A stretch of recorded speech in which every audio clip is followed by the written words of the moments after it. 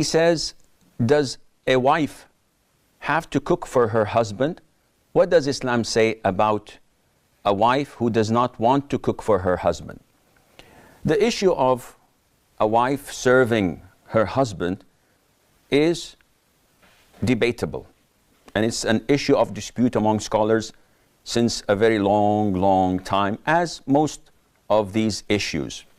However, without going into details, if we look at the institute of marriage itself, it is very difficult to draw the line as obligations and rights.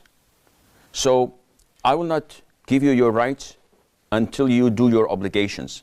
And she says, I'll not give you your rights until you fulfill your obligations as well. This is a marriage bound to failure. And definitely this is not the right way of communicating and living.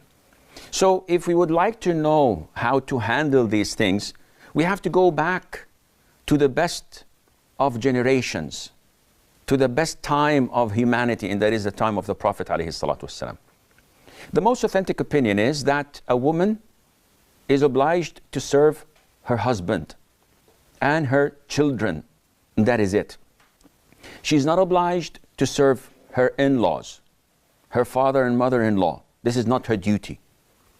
But she is obliged to serve her husband. And you can see this clearly in a number of hadiths where the Prophet ﷺ addresses Aisha and the rest of his wives by saying, prepare food for us, bring the food to us. In the hadith of Asma bint Abi Bakr, who was married to Az-Zubair ibn al-Awwam, may Allah be pleased with them all, she says that I used to cater for Az-Zubair's horse, and I used to feed the horse and take care of him. And I would travel to bring him the necessary food and to take care of that horse. If you look at the hadith of Fatimah, the daughter of the Prophet ﷺ, who used to work in her house until it affected the softness of her hands. So she went to the Prophet ﷺ seeking a slave to help her in the chores of the house. The Prophet ﷺ did not tell her, why should you do this? You're not obliged to work. No, he told her, I will teach you something. If you say it, it would be better for you than a servant. So from all of this, we learn, we understand that a woman is obliged to serve her husband.